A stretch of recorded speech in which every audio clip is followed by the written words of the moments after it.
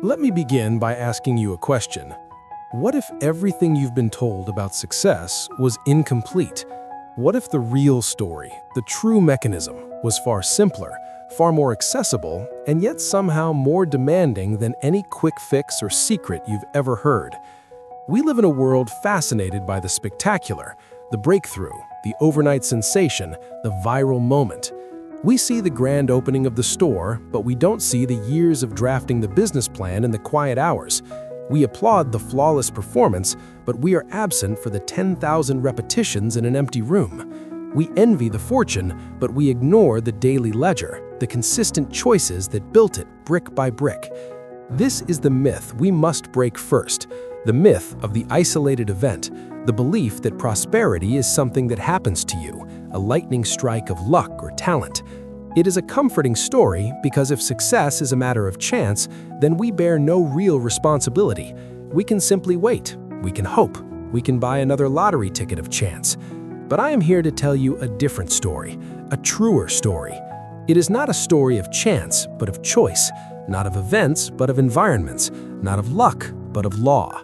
There is a principle at work, as reliable as gravity, as predictable as the sunrise.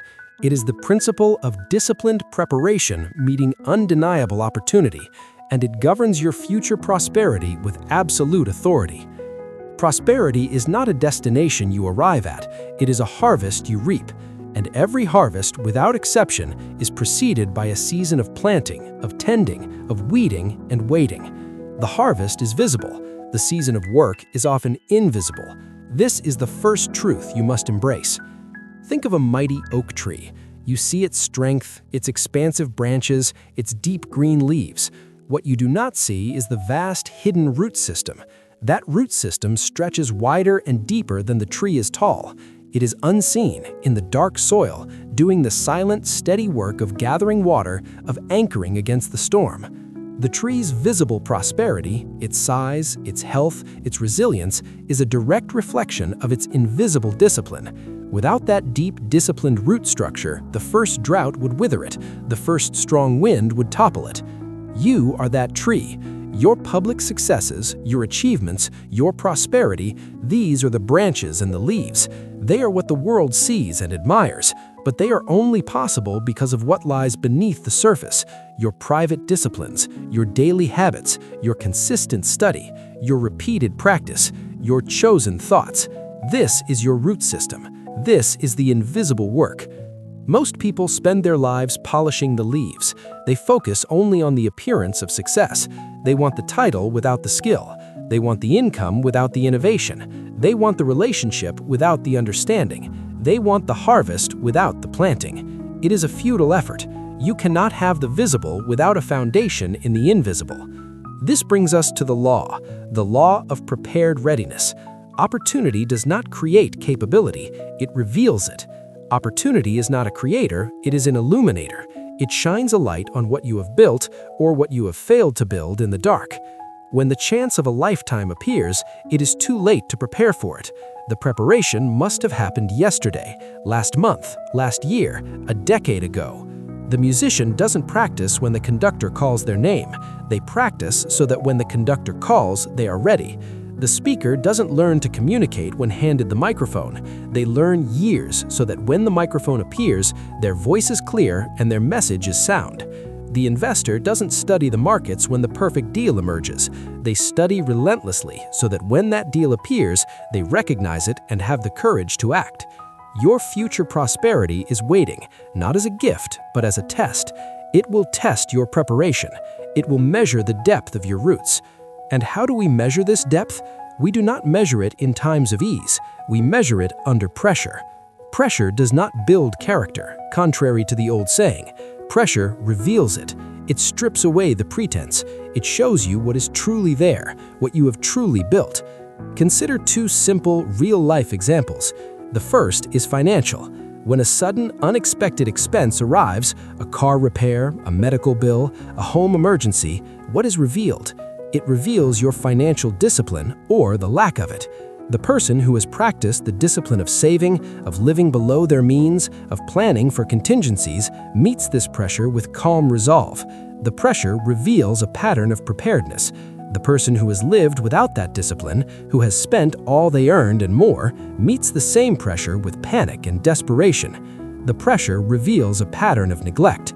The opportunity to handle a crisis with dignity was created long before the crisis itself, in 100 small financial choices. The second example is personal. When a relationship faces a moment of sharp conflict or misunderstanding, what is revealed? It reveals your emotional and communicative discipline. The person who has practiced patience, who has cultivated the habit of listening, who has disciplined their tongue to speak with respect even in disagreement, meets this pressure with grace. The pressure reveals a pattern of emotional maturity. The person who has not practiced these disciplines meets the pressure with outbursts, accusations, and regretful words. The pressure reveals a pattern of impulsivity. The opportunity to deepen a relationship through conflict was created in the daily discipline of kindness and self-control, practiced long before the argument began. These patterns are everything. Your life is not a series of random events. It is a collection of repeating patterns, most of which you have designed, consciously or unconsciously. Discipline is the conscious design of superior patterns. Now, to build these patterns, you must defend the resource that makes them possible: your focus. Your attention is the raw material of your discipline. You cannot build a disciplined mind, a disciplined skill, a disciplined life with scattered attention. We live in an age of unlimited distraction. 1,000 voices, 1,000 screams, 1,000 notifications all compete for the most valuable real estate you own, the space between your ears. They are not neutral. They are not free. Every minute of attention you give to the trivial is a minute stolen from the foundational. Every hour lost to the irrelevant is an hour you did not spend strengthening your root system. You must protect your focus as a jeweler protects diamonds. You must guard it as a fortress guards its gate. This is not about being rude or isolated. It is about being strategic. It is about recognizing that your focused attention is the brush with which you paint your future. If the brush is always dancing from canvas to canvas, you will never finish a masterpiece. You will only have a room full of faint sketches. Discipline begins with the discipline of attention. Before you can discipline your actions, you must discipline your gaze. You must learn to say no to the good so you can say yes to the best. You must schedule your priorities, not prioritize your schedule. You must create pockets of silence in your day, spaces where the only voice is the voice of your own purpose, the only sound is the sound of your own work. From this protected focus, a sequence emerges, a natural order of growth. It is not complicated, but it is profound. It is the sequence that transforms information into transformation. It is the path from knowing to doing to becoming. First, you learn, you absorb, you study, you listen, you read, you observe. You take in the principles, the methods, the knowledge of those who have walked the path before you. This is the input phase. But learning alone is worthless. It is like collecting lumber and never building a house. Second, you apply. This is the critical leap. You take one idea, one small principle, and you put it into practice. You do not try to apply everything at once. You choose one thing. You act on it. You move from the theoretical to the practical. You write the first page. You make the first call. You create the first draft. You have the first calm conversation. Application turns knowledge into experience. Third, you evaluate. After you have applied, you step back. You look at the results. You ask the honest questions. Did this work? What happened? How did it feel? What was the outcome? Evaluation requires humility and honesty. It requires you to look at the gap between your intention and the result without flinching. Fourth, you correct. Based on your evaluation, you make adjustments. You refine your approach. You tweak the method. You try again, but this time with slightly better information, slightly improved technique. Correction is the engine of progress. It is how you close the gap. Fifth, you persist. You repeat this sequence. Learn, apply, evaluate, correct. And then you do it again, and again, and again. This is the cycle of mastery. This is how a root system grows, not in one giant painful effort, but in 1,000 small, consistent iterations of this sequence. This is where we must address the great imposter, motivation. So many people believe they need to feel motivated to act. They wait for a surge of emotion, a wave of inspiration, a burst of energy. They believe discipline is the child of motivation.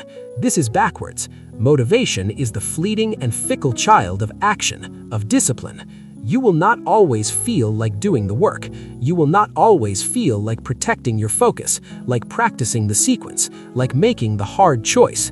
If you wait to feel like doing it, you will be waiting forever. Discipline is not about doing what you feel like doing. It is about doing what you decided to do regardless of how you feel. This is why you must build systems, not rely on moods. A system is a predetermined set of actions. It is a schedule. It is a routine. It is a checklist. Your morning routine is a system. Your financial budget is a system. Your weekly planning session is a system. A system bypasses your feelings. It asks not for your emotional approval,